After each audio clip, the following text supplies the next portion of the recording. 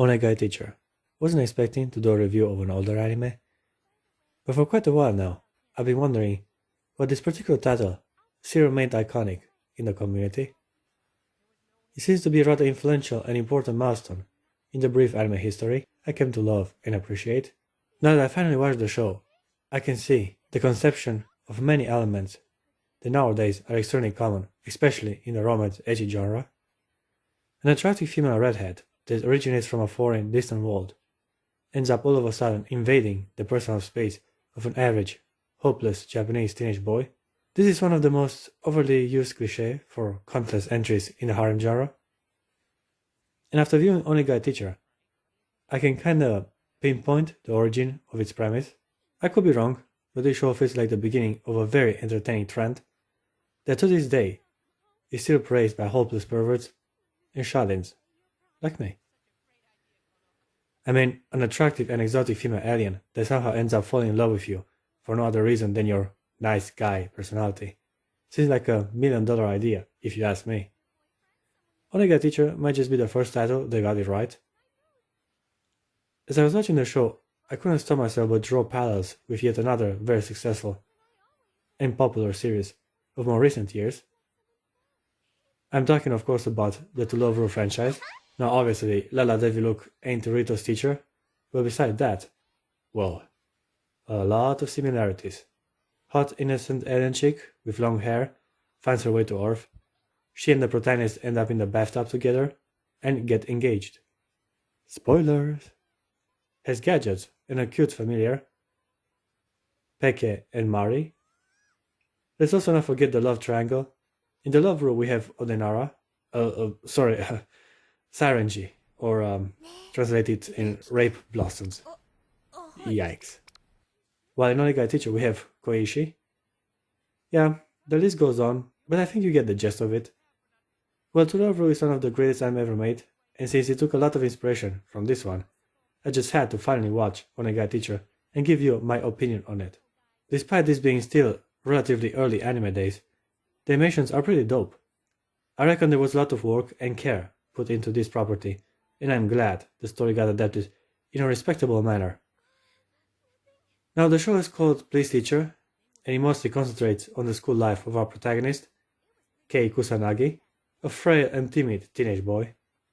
He's older than he looks, but because of this strange illness that plagues his life, he has fallen behind and feels rather lonely. The strange disease he has is called a standstill, and yeah, it means exactly what it says. Kei was basically in a coma for the past 3 years, and now he goes to high school again, while in reality, being already 18 years old, nobody really knows why this happened to him. Some suspect that it transpired due to psychological reasons, while most other people are unaware of his peculiar health condition. His parents basically dumped him for being too much trouble at the moment, therefore Kei lives with his uncle. He's a pretty cool character. The anime needed a pervert, and his best friend didn't really qualify for the job. Minoru is a middle-aged man that is mostly chill and likes to hang around with the cool kids. He's also quite a charmer, which landed him an attractive and dominant woman. He gets laid a lot. Kinda weird they have no children yet. I mean, this is a village after all. Well again, Minoru is the doctor, so he knows what he's doing. I like it whenever he gets jealous of Kei's luck with the ladies. He gets in trouble for his comments immediately. I am so jealous of you. She's such a voluptuous woman. Now, dear. Which adds a bit of humor to an otherwise surprisingly serious anime. Onegai Teacher feels more like a drama than a teen comedy, and at certain moments, the show gets a little bit too melodramatic with weird monologues and a bunch of sentimental scenes. Yeah, I guess this was to be expected. This is a romance after all, and yet it also feels rather typical for the time frame the show was released.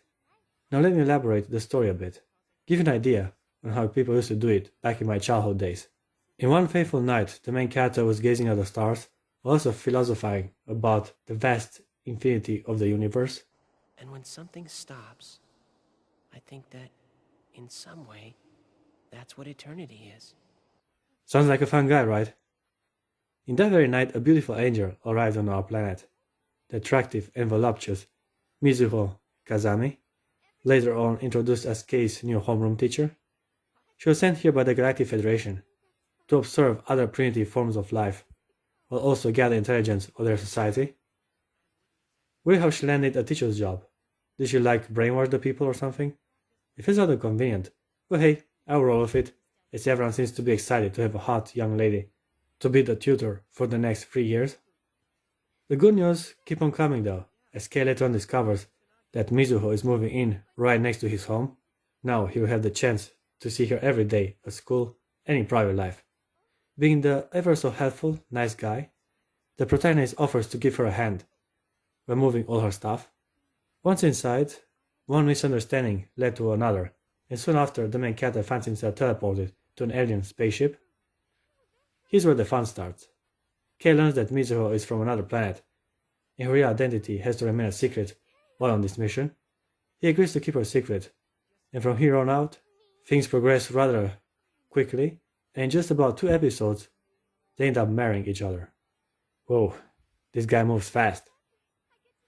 As specified before, he's 18, so no matter how weird this one may look, it's all legal, folks. Naturally, they have to keep their marriage secret as well, otherwise they might have to leave the school. And also, Kei's friend wouldn't take kindly of him banging that new hot piece of ass. Well, if that's the case, I will never forgive him. Not as long as I live. That's pretty good. You got silent flames going. Mizuho is extremely popular, and pretty much every horny teenage boy in school fantasizes about her. I like this story. I mean, the main character gets to fall in love and live together with his teacher. How cool is that? As a guy, I have to confess, I had that very fantasy once or twice in my life. Mizuho and Kei have numerous fun interactions with each other. Now that they share the same space, the main character learns to be more responsible for his life, while his teacher starts to understand humanity a bit more with each passing day. No, you don't have to drink. I really can't help it. Adults drink for social reasons. Let's talk about the main character's school life. As I said before, this ain't the first time he tries high school, but despite his 3-year setback, Kei had no problems in making new friends. Hyosuke is the one that makes jokes all the time and seems to be a slacker, but it is later on revealed that he is rather smart and dependable. Once the main character and his gang went to the beach, Hyosuke fell in love with Kaede, another girl from Kei's entourage. Granted, she's the one that made the first move, but Hyosuke went for it, all the way. Hell, yeah. People here actually do it. That's how it gets done in the village, baby. He takes the matter very seriously, and starts a stable and healthy relationship with his girlfriend, and even want to end up in the same college. Koichi Hirikawa is another story though. She obviously has a crush on Kei, right from the beginning, but as always the protagonist is just too dense to notice. My god, she makes it rather obvious, by comforting him whenever he gets bad grades, or even trying to share her meal with him at school. Just say ah. No, thank you, but I do appreciate the offer. Eventually, she just flat out says it. Koichi confesses her love to Kei in a rather dramatic fashion.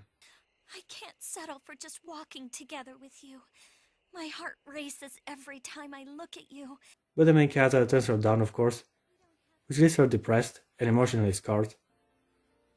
Kei only has eyes for Mizuho, and yet it was sorta fun to see this love triangle get more and more complicated with each passing episode.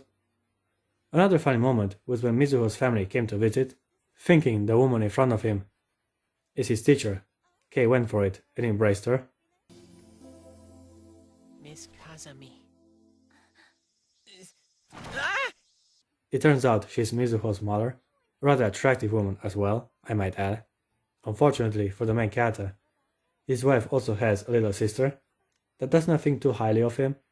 From the start, she is against the marriage and does not miss any opportunity to confront the protagonist. See, my sister is beautiful, intelligent, and voluptuous, and you're a terrible match. I guess Maho is a tsundere, and she's the one offering the most resistance towards Kei, unlike her mother, that even might agree to take him as husband if things don't work out. Why are you being bashful? Well, a high school girl, a teacher, and a MILF. This dude hit the jackpot. I'm not jealous, of course. After all, I'm lucky enough to have a beautiful wife. And all he did was sleep for a while. I do that all the time. While my results are a bit, less exciting. I just sit around the house mostly. Anyway, if it were after me, I would have ended the anime at episode 8. The story was all but told. More would be boring, pointless, and awkward filler, which is exactly what the show went for. By the end of episode 8, Kei has learned to share his life with yet another person, and Mizuho invites him to her side of the bed. A great ending to a cute romance, right? Well, they had to complicate things by having the main character start the love triangle with Koichi again, which more or less ruins her story arc. But I don't want that. That sets me up as the villain. By the end of the show, Kei's memories are wiped and Mizuho arrives again as a teacher 1 year later. In a cliche manner, he remembers exactly who she is, and they get married again and live happily ever after. Aww, I'm a sucker for cheesy endings. Well, the show definitely had potential, and for the most part did manage to tell a cohesive and charming love story. I give Onegai Teacher an 8 out of 10. Remember to also watch my next video